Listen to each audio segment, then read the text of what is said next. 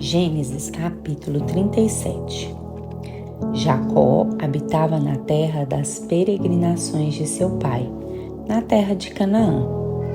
Estas são as gerações de Jacó.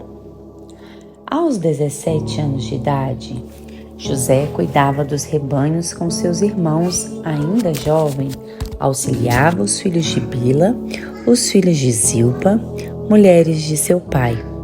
E José levava a seu pai más notícias a respeito deles.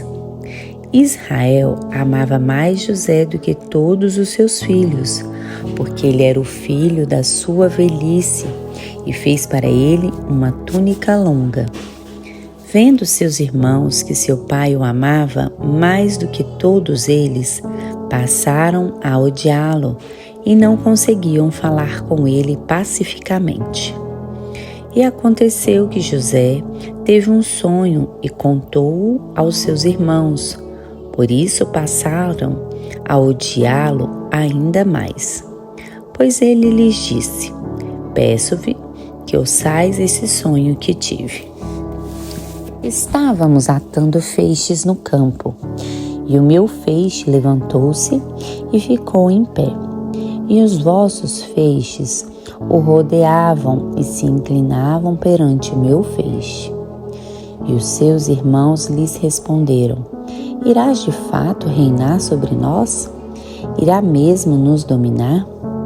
Por isso o odiaram ainda mais por causa dos sonhos e das palavras dele.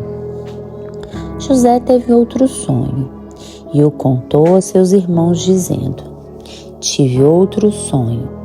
O sol, a lua e 11 estrelas se inclinavam perante mim. Quando o contou a seu pai e a seus irmãos, o pai repreendeu e disse: que sonho é esse que tiveste? Será que eu, tua mãe e teus irmãos viremos a nos inclinar com o rosto em terra diante de ti? E seus irmãos ficaram com ciúmes, mas seu pai guardava isso no coração. Então seus irmãos foram cuidar do rebanho de seu pai em Siquém. E Israel disse a José: os teus irmãos não estão cuidando do rebanho em Siquém? Vai, vou enviar-te a eles.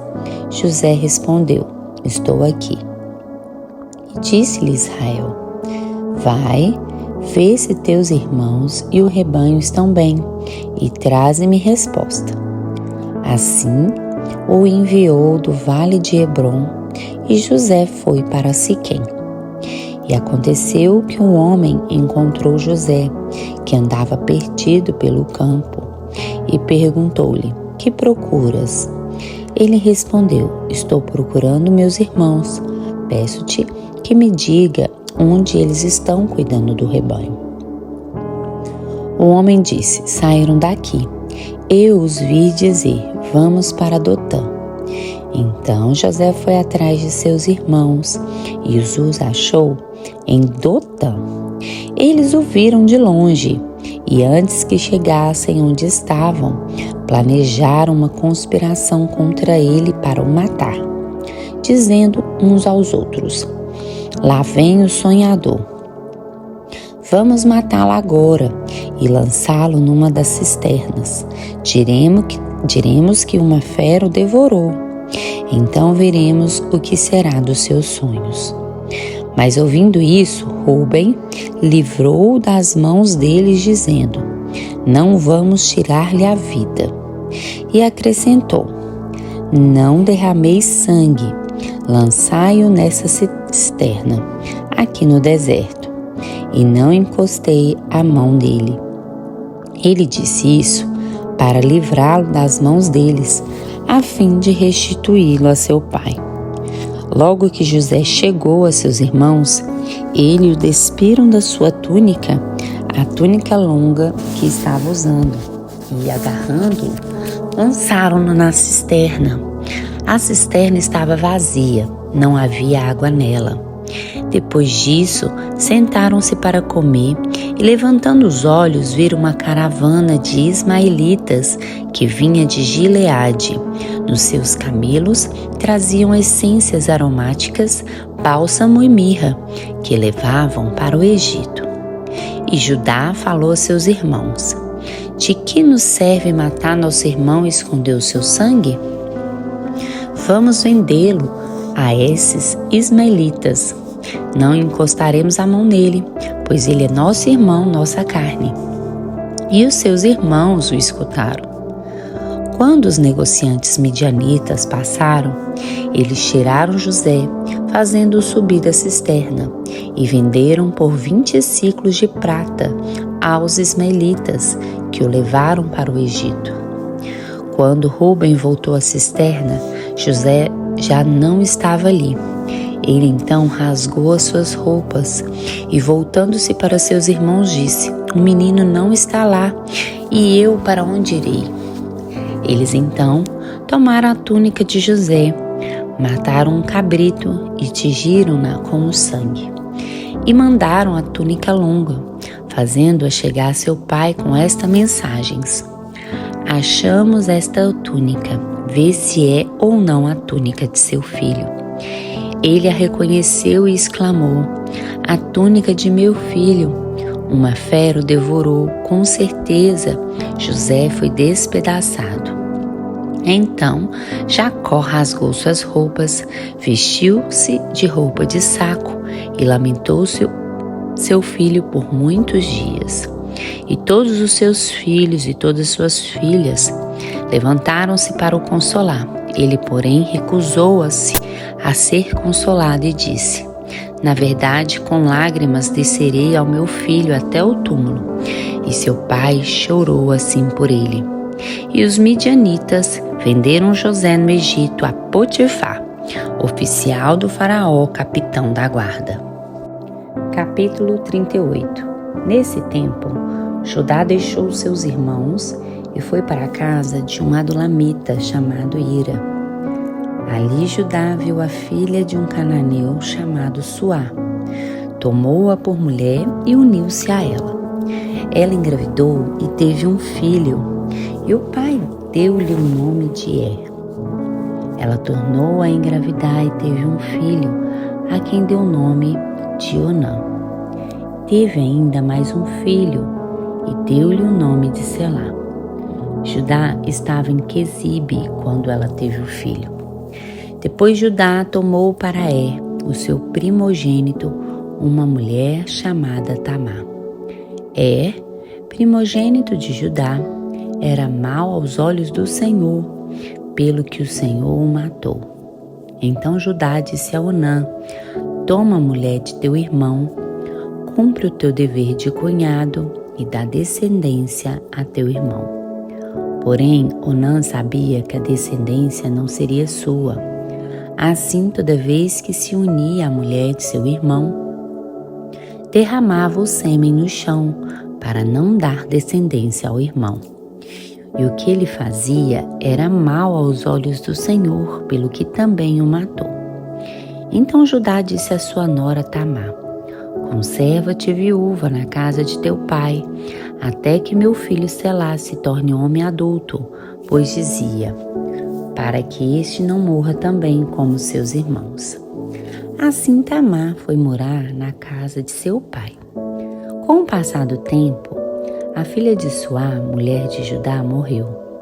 Depois de consolado, Judá subiu a Timnate, ao encontro dos tosqueadores das suas ovelhas, ele e seu amigo Ira, o adulamita.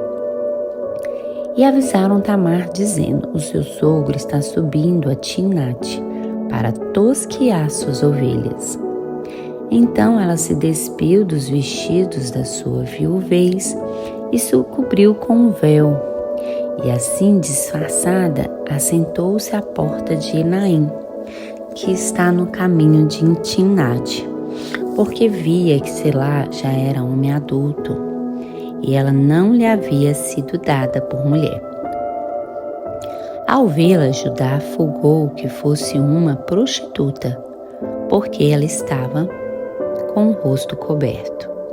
Sem saber que era sua nora, dirigiu-se a ela no caminho e disse: vem, quero deitar-me contigo. Mas ela perguntou: que me darás por deitares comigo? Ele respondeu: eu te mandarei um cabrito do rebanho. Mas ela ainda perguntou: tu me darás alguma garantia até que o mandes? Então ele disse: que garantia te darei? Disse ela: o teu selo com a corda e o cajado que está em tua mão. E ele os entregou. Então deitou-se com ela e ela engravidou. Então levantou-se e se foi, tirou de si o véu e vestiu as roupas da sua viuvez. Depois Judá mandou o cabrito por meio do seu amigo, o dulamita, para receber a garantia da mão da mulher, mas ele não a encontrou. Então perguntou aos homens daquele lugar: onde está a prostituta cultual que estava junto ao caminho de Enaim? E disseram: aqui não esteve nenhuma prostituta cultual. Ele voltou a Judá e disse: não a encontrei. E também os homens daquele lugar disseram: aqui não esteve nenhuma prostituta cultual. Então Judá disse: que ela fique com a garantia, para que não sejamos envergonhados. Eu mandei este cabrito, mas tu não a encontraste. Passados quase 3 meses, disseram a Judá: tua nora Tamar prostituiu-se e está grávida da sua prostituição. Então Judá disse: levai-a para fora e seja ela queimada. Quando estava sendo levada para fora, ela mandou dizer a seu sogro: eu engravidei do homem a quem pertence essas coisas.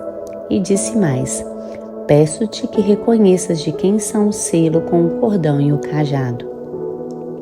Judá os reconheceu e disse: ela é mais justa do que eu, porque não lhe entreguei meu filho Selá. E nunca mais a conheceu intimamente. Sucedeu que no tempo de dar à luz, havia gêmeos em seu ventre. E quando lhe deu à luz, um pôs a mão para fora, e a parteira tomou um fio vermelho e o amarrou em sua mão, dizendo: este saiu primeiro. Mas ele recolheu a mão. Então seu irmão saiu pelo que ela disse: como rompeste saída? Por isso foi chamada Pérez. Depois saiu o irmão, trazendo da mão o fio vermelho, e foi chamado Zerá.